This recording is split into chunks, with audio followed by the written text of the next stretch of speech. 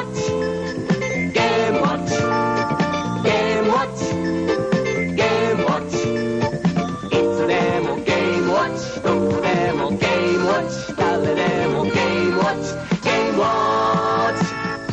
ジャッジ、ボール、バーミン、ファイヤー、マイクロコンピューターを使ったゲームウォッチ。ゲームをしないときはデジタル式クォーツ時計です。ゲームウォッチ。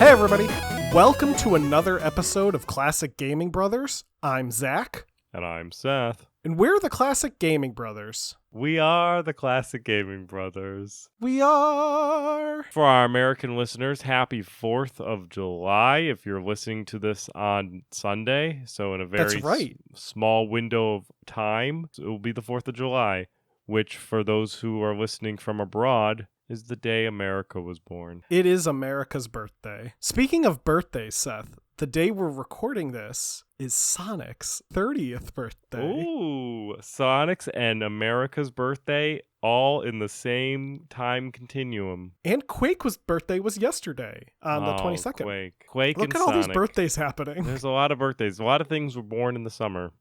America, Sonic, and Quake. Those are the three things that make someone free. That's true. In no other country do you get all three at once, except in America. And for our listeners out there, Zach and I, we were very pumped about doing a 4th of July themed episode, but we felt at the stage of our podcast relationship with our listeners that we're not at that level where we need to do an episode on every holiday yet, except for Halloween and Christmas. So yeah, we're not going to do an episode. Well, you know what the episode's about since you can read, or I assume you can read. So anyway, we are not doing a 4th of July episode, but we still enjoy having the day off from work for America's birthday. So, Zach, what have you been playing recently? Seth, I've been playing the letter V 6 times, which is stylized as V, V, V, V, V, V, if you go to purchase it on Steam. The letter V 6 times is a indie game released in January 2010 by Terry Kavanagh. You can find it on Steam and I think Good Old Games and pretty much all the major retails for online games. It's a game where you play a character named Captain Viridian, who is this kind of like stick figure-like figure, and they are part of a space crew of similar designed characters, and those characters all get separated when a teleporter malfunctions, causing them to get launched into the dimension the letter V 6 times. So the game is really interesting because you're exploring these mazes looking for your lost crewmates. And as you explore these mazes, it's kind of like a platform game, but it's different than most platform games where you have the complete inability to jump. Instead, the only buttons you can use are the arrow keys and the ability to invert the direction of gravity. So you can either walk on the ceiling or walk on the wall, which means that you kind of have to coordinate yourself around these mazes and make sure that your timing falls correctly, falling onto platforms in the right place, and overall just kind of manipulating gravity for your character in a way to get you to where you need to be. For example, one of my favorite maps does something that's kind of familiar to people who might have played Pac-Man, where if you go through one of the doors at the edge of the screen in a Pac-Man map, you end up on the other side of the screen, where the letter V 6 times does this for like a full-scale map where you fall through the bottom of the screen, you end up at the top of the screen, and you have to kind of like avoid obstacles on both sides when you're going back and forth.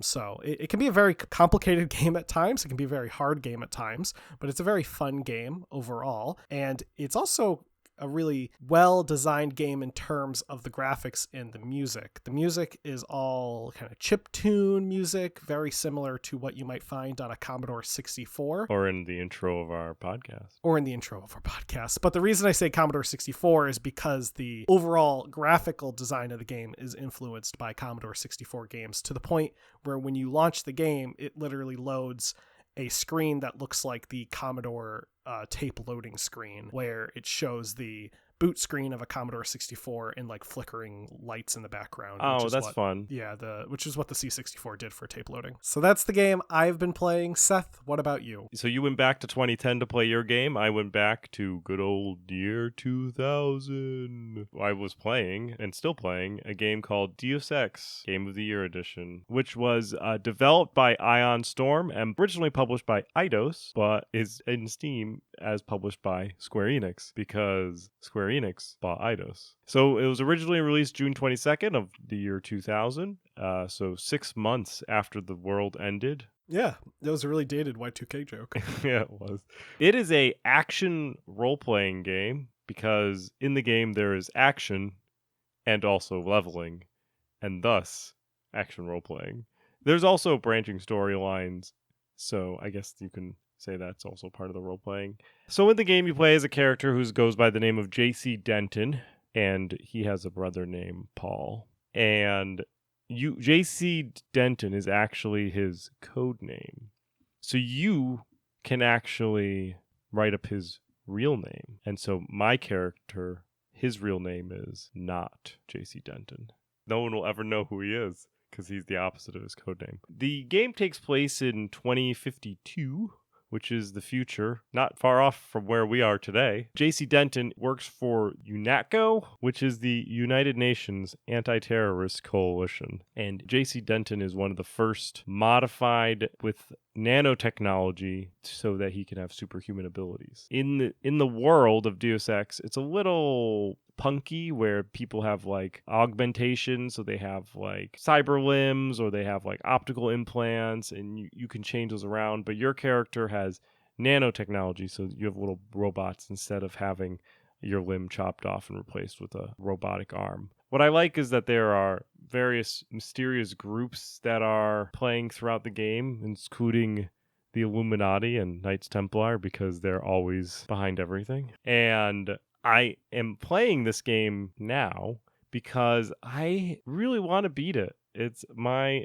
goal in life to beat Deus Ex, the original game, because I have never beaten the game. I actually never got past the first mission for a majority of my adult life, and decided that this time playing, I was just going to murder everybody instead of sneaking around. Because I always sneaked around, and then I would take like the weakest weapons, and I'd try to like knock people out and try to do like no kill on missions and stuff. And I would always die. And then I would quit because I'd be frustrated. So this time around, I got out of the first mission by killing everybody with a pistol. And they were like, "You murdered everybody." And I'm like, "I don't care. I beat that freaking mission." So, yeah. So that's what I've been playing. Deus Ex Game of the Year Edition by Ion Storm. Great game.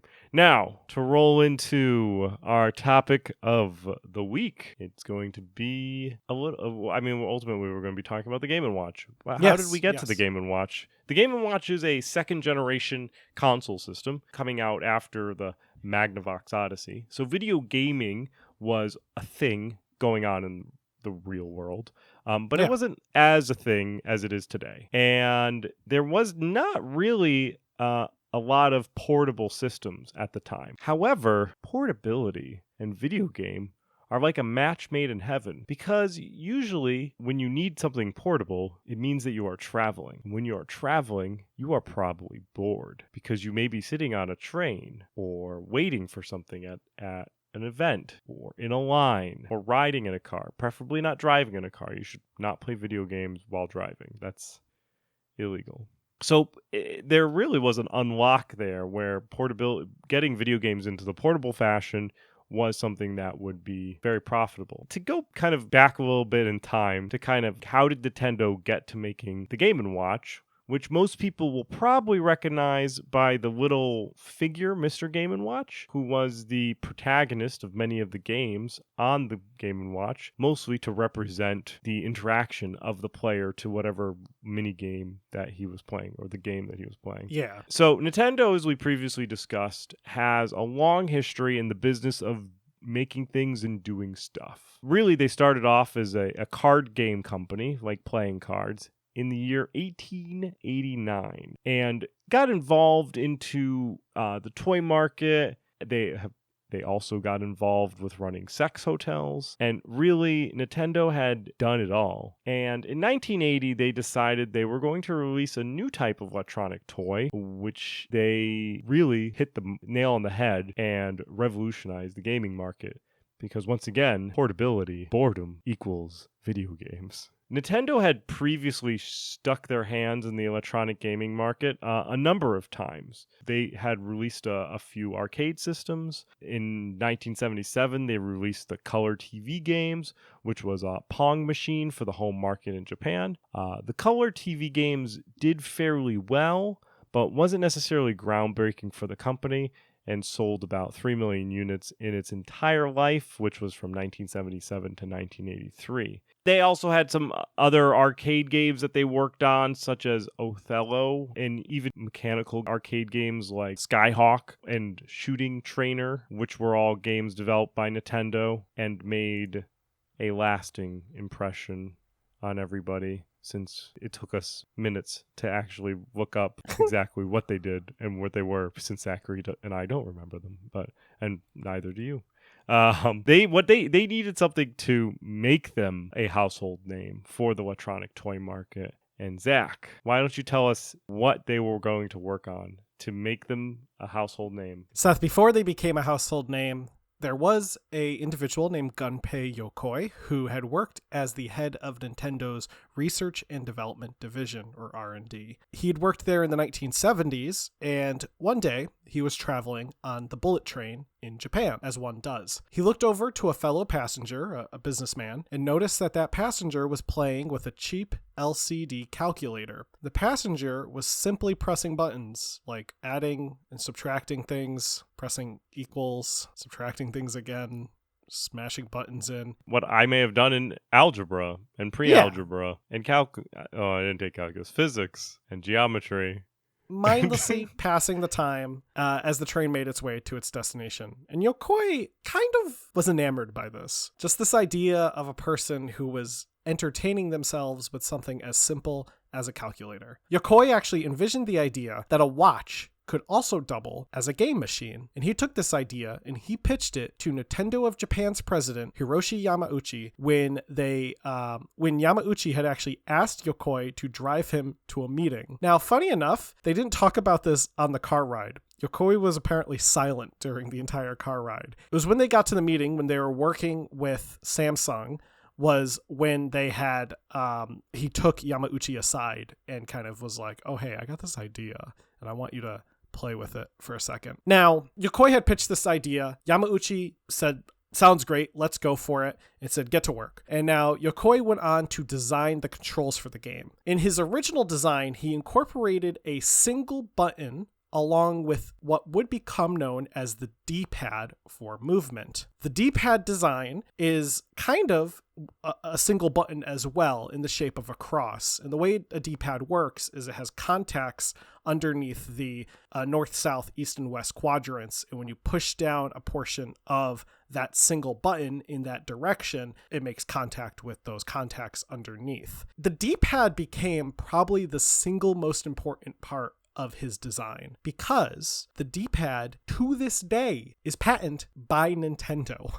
So the D-pad that you see on the NES, the D-pad on the Game Boy, the D-pad on the Switch, is the D-pad based on the design that Gunpei Yokoi had originally envisioned for his first design of the Game & Watch, which wasn't even the design they went with when they created the first game, but it was his original design that he came up with. And so to this day, when you see a D-pad that's that cross shape, just know that a little money probably went to Nintendo to make it look like that. And that's why a majority of companies don't do that design. Yeah, it's actually amazing how the thought of a button that has different contacts, so that each push of the button in a different area of the button does something different, leads to like this ubiquitous design that is everywhere, right? It's on my Xbox controller, has some sort of D-pad device. Yeah. It's not a cross, it's like a circle with the raised plus sign. But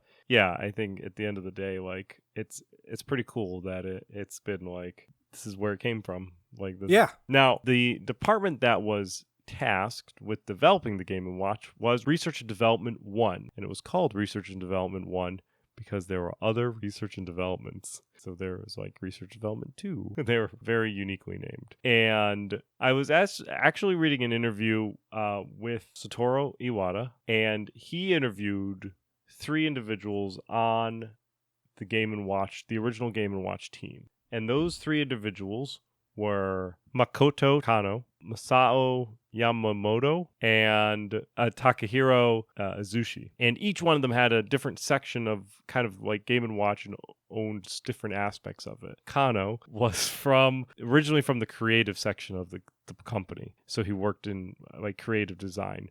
And he was tasked to go work over with Research Development 1 because they needed creative help. And he ended up not only being the designer for like maybe packaging or something that maybe he was most familiar with, but he worked on designing the game. He worked on designing the character Mr. Game & Watch. He worked on designing the faceplate that would eventually encase the actual screen. He did work on designing the packaging, and pretty much anything that needed design work, he jumped in to help with designing it. And each of the team members all had really a blended set of skills and would kind of jump around from whatever needed to be done. Takahiro Azushi worked on software of the program, and he worked alongside Masao Yamamoto, who actually was there for hardware help.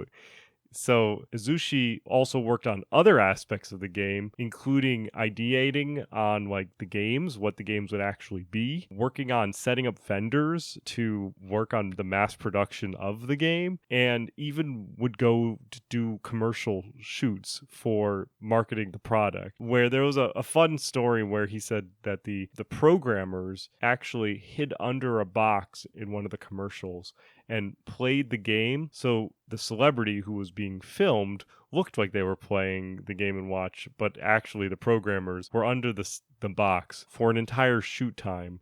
So we're talking maybe 8 hours, maybe more, of being under this box playing this game. And he said that when he got out, it was very bright. Because he was in the cardboard box for so long. And Masao Yamamoto worked on not only hardware, but he also worked on programming. He actually originally came over from the Color TV game team and came over to work on the Game & Watch. At the time that the Game & Watch was being developed, hardware was very important. Because if you wanted something to go faster, you had to get the hardware guy to get it to go faster. You couldn't write software to make it go faster. And beyond that, he would also program and do software coding. The first game that they were able to release under the Game & Watch series, and I think we should explain that the Game & Watch is not one console. The Game & Watch is a series of what we would call consoles or portable game systems that had a restricted amount of games on them. They were preloaded with games. Usually about 1 or 2.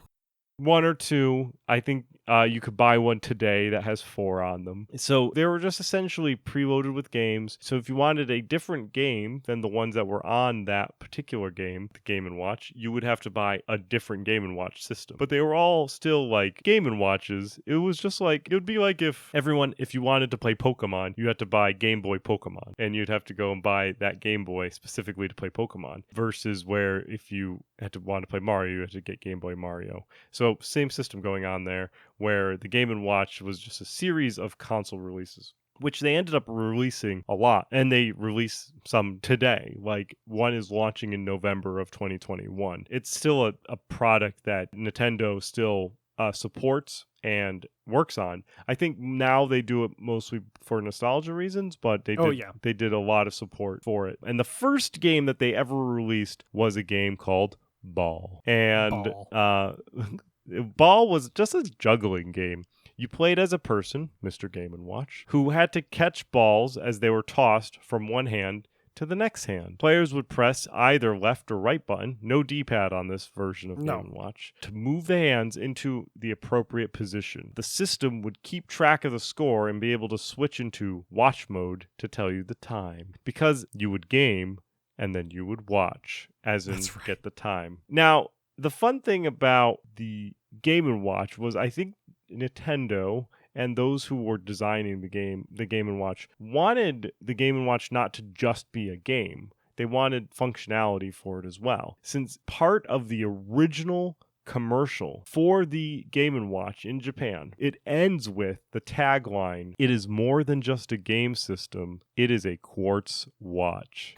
So like the quartz watch feature of the Game & Watch was like making it almost like a added bonus, but like a value add. Because also, if our listeners would remember, the time that the Game & Watch came out, people were not carrying around phones with them. They were not carrying around cell phones that would tell you the time. So you would either have to wear a watch or ask somebody for time.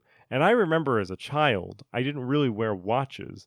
So I would ask people for the time in like amusement parks to figure out what time it was. And sometimes they would show me an analog watch and I'd be mad because they showed it to me real fast and I wouldn't know what time it was and then they'd move on. But I was too embarrassed to ask them to show me the time again. But so it was really a good feature to be able to have a watch mode, as it were. Yeah. So Game & Watch games, for those who might not know, make use of what's called a liquid crystal display, or as we like to call it, an LCD screen.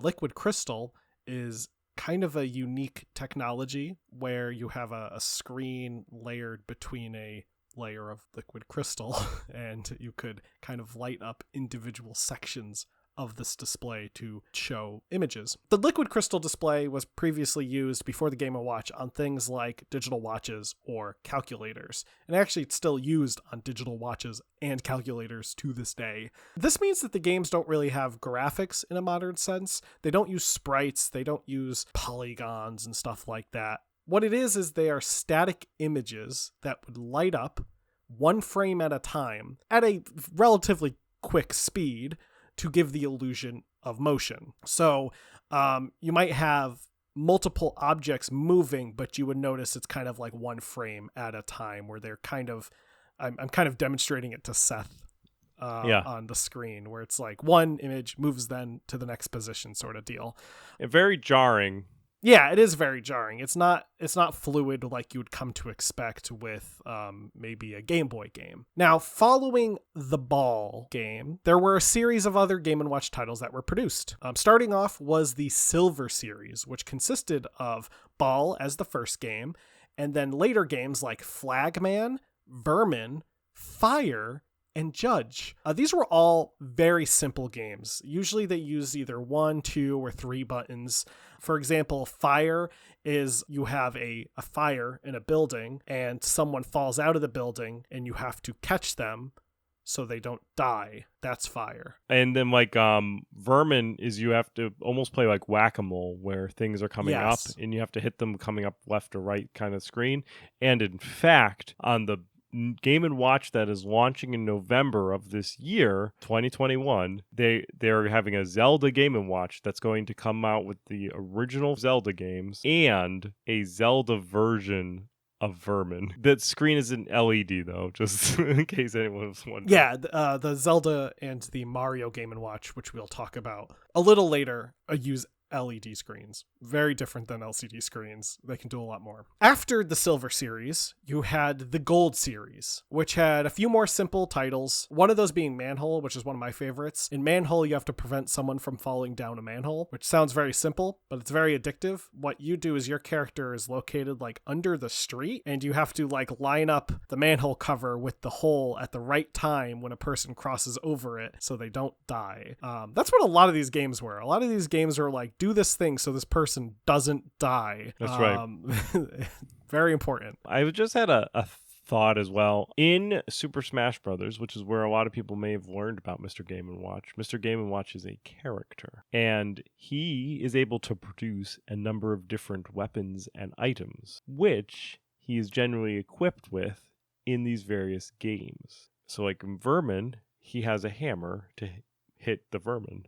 In Super Smash Brothers, he has a hammer that he's able to pull out. So that's kind of like, if you ever wondered why Mr. Game & Watch has all these different accessories, it's because of the different games that he was involved in. Well, like one of the attacks he uses is he pulls out a flag, and that's from Flagman. So yes, like right. they're all these individual items from these classic Gold and Silver series. Now, later in 1981, the widescreen series was released, which offered more screen real estate while still remaining fairly small units because portability is once again key here. This series did contain the first of the licensed intellectual property Game & Watch titles, Popeye, Mickey Mouse, and Snoopy Tennis. I just like the idea of they were like, what can we put Snoopy in? Tennis. What? Wait. Is this one game or is this 3 different games? These are 3 different games. Oh, I thought it was Popeye, Mickey Mouse, and Snoopy playing tennis. No, that would be fantastic.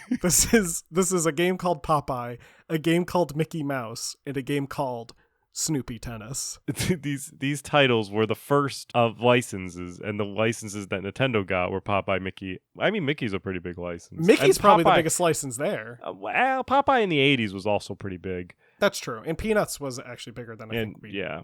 let on. So Mickey and Popeye, you did probably Mickey and Popeye things, and then Snoopy played tennis. I really think they should have made a Popeye, Mickey Mouse, and Snoopy tennis game. Maybe one day we can. Following this was the vertical multi-screen series. Now, these machines were fairly unique. Not only did the 1982 Donkey Kong Game & Watch title use the D-pad design that was part of this series, but they also were dual screens. So looking at them, you can almost think that they were maybe original concept for the Nintendo DS, and possibly where Nintendo got the idea to put 2 screens on their Nintendo Game Boy, because they're like, it worked well with the Game & Watch, so let's do it for the Game Boy. And it functioned in a way that allowed the action on the bottom screen to be able to move into the top screen and vice versa. So essentially extending the screen real estate. There was a model that followed shortly after in 1983 called the horizontal multi-screen, which, if you guessed it, it meant that the screens were next to each other instead of on top of each other. Yeah. So they looked like books with screens being on the left and right. Another set of wider screen games were released in 82 and through 1991 called the New Widescreen series, which were mostly games based on titles like Super Mario Bros. And Donkey Kong Jr. They also remade Ball, which featured Mario instead of Mr. Game & Watch. It was called Mario the Juggler, but it's pretty much just Ball. Now, in 1983 and 1984, a series of fairly unique designs came out. The first being the Tabletop series, which look actually really similar to Coleco, their design for the tabletop arcade cabinets that they created, which were a very similar idea. The Tabletop Game & Watch series were small arcade-looking machines with little tiny joysticks and a single button. Around the same time, the Panorama series came out. The Panorama series were kind of bulky-looking Game & Watch titles that had like a mirror that would reflect a color screen that was put at an angle to make the games look like they had depth to them, which sounds silly, but it was something that arcade cabinets were utilizing in the 70s and into the 80s. And is kind of a unique idea because it does give an illusion of depth and you can kind of layer things that way. They even use mirrors to extend screen real estate almost, or making it, because I know the X-Men arcade game actually, one of the cabinets actually has a mirror layered into it. Now, following the Panorama series, there was the Super Color series, which I couldn't really learn too much about, but they look ugly. They look like calculators that have like weird, they're not even fully in color. They have like sections that are just like the plastic is just colored a certain color. So it's still a black and white screen, but it just has a little color added in. And around the same time as the Super Color series, there was the Micro VS series or Versus series, which you could play with multiple people. So if you've ever sat looking at a Game & Watch game and said, hey, I want to play this with my best friend or my brother, the Micro Versus series is the series for you, because the way these worked was they had one screen and 2 separate tiny controllers that were attached via short wires. They look like very uncomfortable. Like, you best be good friends with the person you're playing this with because you guys got to get close. It's like the original connector for the Game Boys. Yes, they were like, people only need a foot. You got to get cozy to play these games. There's also the Crystal Screen series, which I think is my absolute favorite of the designs when I learned about it. They are not very unique in terms of how the game plays. It's literally just the design that's unique in that they are completely completely transparent. So the screen itself is completely transparent. You can see right through it to the back, like through it, so that if you put it up against like a light, the light will shine through. It looks awesome. They're also really small, like smaller than a postcard. They're relatively small in size. Do you think they were made for prisons? Oh, they might have been.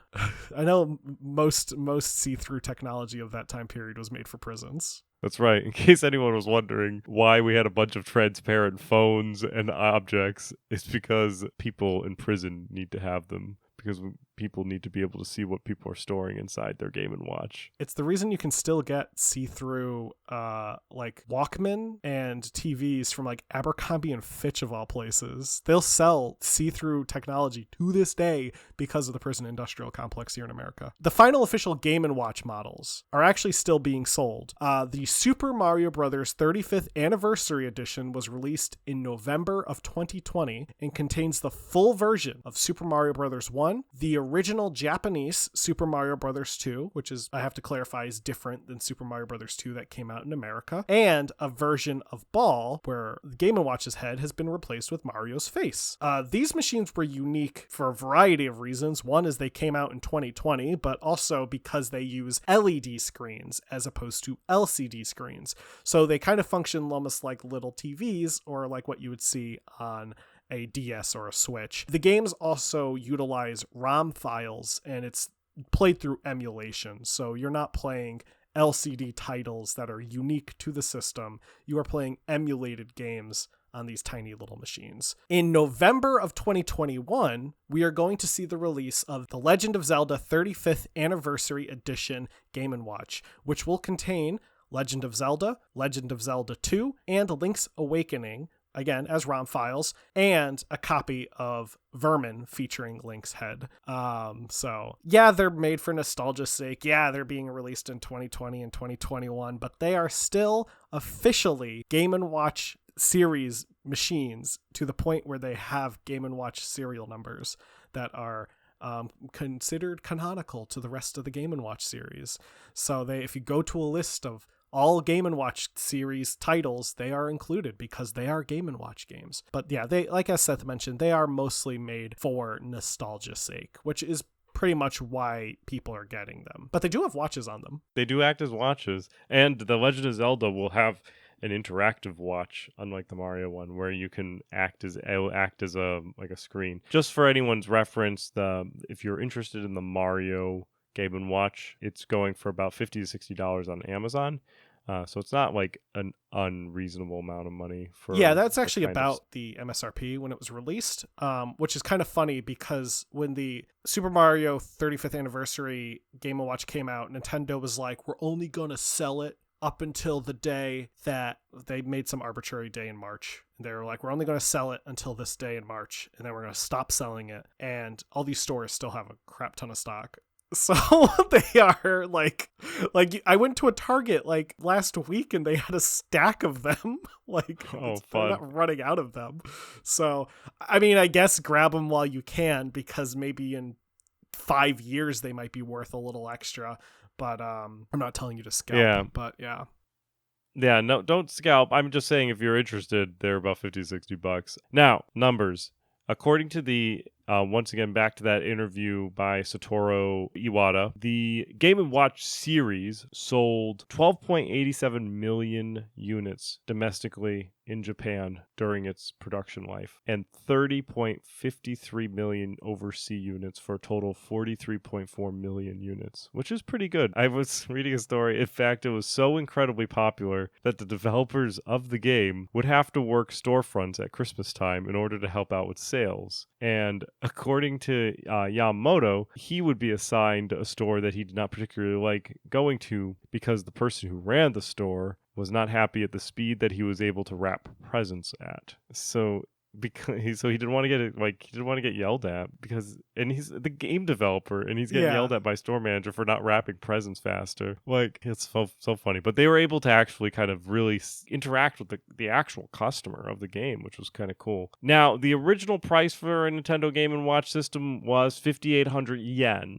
or about 8,264 yen in today's money, which equates to about $74-$75 USD, which isn't a true dollar-to-dollar comparison. I know we're just kind of backing into the money here, but it probably would have sold right around $75. Being that today the newest ones are coming out $50-$60, that's the MSRP today. It probably maybe would have been I think that's probably about right in regards to what that would have cost people, about $74 of today's money, since today it costs about $74 of today's money. And Nintendo's pretty good with maintaining their prices at kind of like a certain standard. I actually tried to find, so the original Game & Watch ball game, when it came to America, was not released under the Game & Watch brand.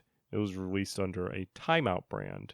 And the game wasn't called ball, it was called Toss-Up. So it was Timeout Toss-Up instead of Game & Watch ball. It was difficult to kind of track that information back because of, like, figure out sales and pricing for that back, because there was, it's difficult to find information on that particular subset of product. Though if you want to buy one of those original ones, I think those are selling for about $1,800 on eBay. So Wow. So yeah. So which I think for $75 for one or two games, maybe even 3 games, I think I think it depends on who you are as a person, I guess, and how much money you have. It is a lot of money. And one of the developers who was working at a store got to saw that, as there was a little girl who wanted to get a Game & Watch system, and the family couldn't afford to buy that system, is the one thing she wanted. I don't know if that story has a happy ending, but now you know that there's a story of a little girl wanting a Game & Watch. Well, I think in comparison, though, the Game & Watch was considered affordable compared to buying something like a Nintendo Entertainment System when that came out, or when the Game Boy came out.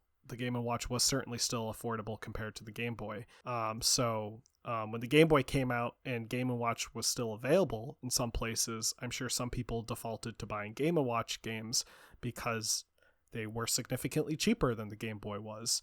For some individuals. Very similarly, here in the United States, people who are familiar with video games here back during that time period may remember the series of Tiger Electronic games, which are very similar to Game & Watch titles, but they were made by Tiger Electronics. So Tiger Electronic games were very similar to Game & Watch games, though they were not made by Nintendo. But Tiger Electronic games were really made to capitalize on the success of portable gaming in the late 80s, early 90s, and were LCD screen games that contained one game per unit, and they usually sold for not too much money. With games, there was always people trying to capitalize on something that's successful, but also making sure that it's available to people who might not be able to afford the big thing, by releasing something that's a little less expensive, but maybe not as good.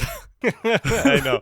I was just thinking to myself, I was like, man, if I got an LCD game as a child, I'd been pissed. Well, and that's the thing. Like, I mean, I think Game & Watch was different because Game & Watch were fun, but with Tiger Electronics, I am like 90% certain I had friends who like wanted a Game Boy, but got a Tiger Electronics game for Christmas, and they were ticked off.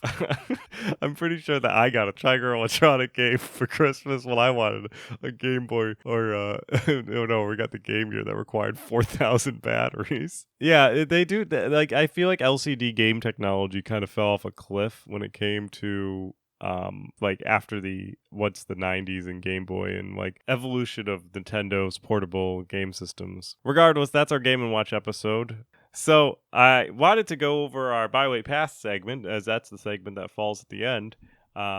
So I'm gonna go first, and then Zach's gonna go second. I thought you were gonna like say something, because the way you're wording that made it sound like you were gonna be like, I wanted to do this, however, but you just worded it really weirdly, I think. Yeah, that's because I'm a weird guy. Anyway, we're going to talk about my game that I'm excited about. Buy, waiting, or passing is a game called Road 96. Road 96 is being developed and published by a company called DigiXArt, DIGIX And they are creating this game where you play as a hitchhiker and you're working your way to cross a border from the country that you're in, which is not necessarily great, to another country, which maybe have more freedoms. And it's a kind of like an interesting take on a adventure RNG game. So how the game plays is that you have 140 something miles to the border. You play your journey through segments, and each of those segments make up a portion of your journey. But they're all RNG'd, so they're randomly generated to you. So there's different people you may encounter, but you won't necessarily encounter them in the same order or at all on a second playthrough. And so, like, for example, I was playing the demo since Steam ran a demo week. I was playing the demo of the game, and I started and I was in a sidecar with these guys named Sam and Mitch, and they were bank robbers. And I had no real context of why I was hitchhiking with them. I just was hitchhiking with them. And at some point in time, the police came upon us, and I had to throw money at the police to keep the police away. And, you know, I was talking to them, and there's different things that I could say about them, and that impacted future gameplay.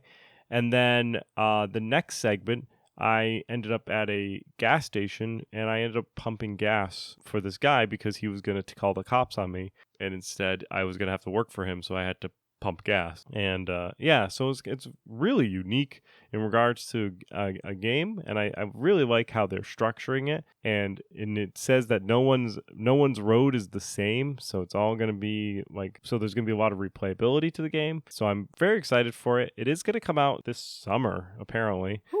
So I'm going to wishlist it, and I'm going to put it down as a buy. Zach, what about you? The game, or rather games, because they're being bundled together in one release, that I'm excited about playing are Zombies Ate My Neighbors and Ghoul Patrol. This came out already on June 29th, 2021. So not too long ago, but in the future as recording of this episode. The game is being produced by .emu. It was originally developed by LucasArts and published by Konami way back when, but this is a modern re-release version of the 16-bit games that were available for the Sega Genesis and the Super Nintendo. I love Zombies Ate My Neighbors. I haven't really played Ghoul Patrol. I think it's actually kind of an uncommon game, so I don't think I've played it. But Zombies Ate My Neighbors is one of like a quintessential memory of playing the Super NES emulator that Seth downloaded and threw onto a CDR that I think he lent me back when he went to college for the first time. And like, I just played this game a bunch and I loved it. It was so hard at times, but it was so fun. And it looks really cool that they're finally bringing it to modern consoles. So it's going to be available on PC. It's going to be available, I believe, on Switch and also on like PS4 and such. Personally, I am very excited. And the only reason I'm going to say I'm going to put it as a wait is because I'm not entirely sure what I want to get it for, which sounds like a silly problem to have, but I don't know if I want to get it for my Switch so that I can play it on the go. I don't know if I want to play it on my PS4 because then I can just like sit in bed and enjoy it. I mean, I can do that with my Switch, but I can't do it with the big screen because I have a Switch Lite. Or do I want to play it on my computer? And if I get it for my computer, there's really no point because I can already download the ROM and play it on my computer. So it's like all these different options. I'll probably end up getting it for the Switch because having it for a portable sounds fun. I love Zombie Ate My Neighbors, so...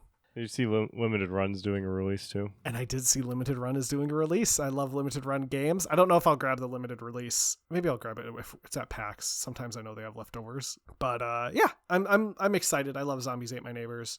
Haven't played Ghoul Patrol, but I'm willing to give it a shot. So that is due out June 29th, 2021. And I'll put it down as a wait. Maybe by then I'll decide what system I want it on, and maybe then it'll be recently played. And if you are interested in getting the limited run edition of the game, the pre-orders close on Sunday, July 18th of this year. So head on over to limitedrungames.com and check it out there, and you can get the pre-order. I will take us away now, Seth, to how people can listen to our podcast if they don't already, contact us, or support us, both. Let's say you have some friends, right? And you tell those friends about Classic Gaming Brothers because you are supporting us, because one way to support us is to tell your friends. But let's say you're telling your friends, hey, I listened to this great podcast called Classic Gaming Brothers, and I want you to listen to it too. And those friends then say, well, so-and-so, how do I listen to the podcast? what you tell them is they can listen to it on any of the podcasting applications that are out there. We are available on all of the podcasting applications that I am aware of. We are also available to listen to on our website, classicgamingbrothers.com. Now, let's say your friend has this podcasting application that they use and they love, and they're like, well, I want to listen to it on this one, but they're not there. Well, here's the deal. Let us know. You can send us an email, classicgamingbrothers@gmail.com, or you can go to our website and go to the contact form, and you can let us know that we are not on that application, and we will try our best to get on that application. That's a Classic Gaming promise. But that easily segues into how to contact us, because you can contact us via our website, you can contact us via our email, or you can contact us via our social media. Classic Gaming Brothers on Facebook, Classic Gaming Brothers on Instagram, CG Brothers Pod on Twitter. Follow us on those, and you can send us messages on those if you have any questions, comments, or concerns. It's really great for people to get in touch with us because we love to hear from our fans. We really want to hear from you and hear any critiques or comments that you might have or suggestions for episodes that you're interested in. Now, doing that, following us, liking us, doing all those things would be another way to support us.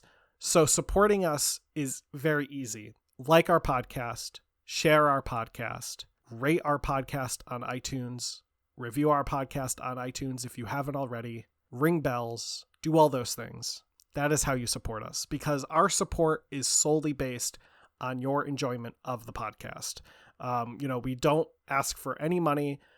We don't have a Patreon. We don't do any of those things because Seth and I believe that this podcast is going to come out on Sundays and there will never be a pay restriction behind the episodes.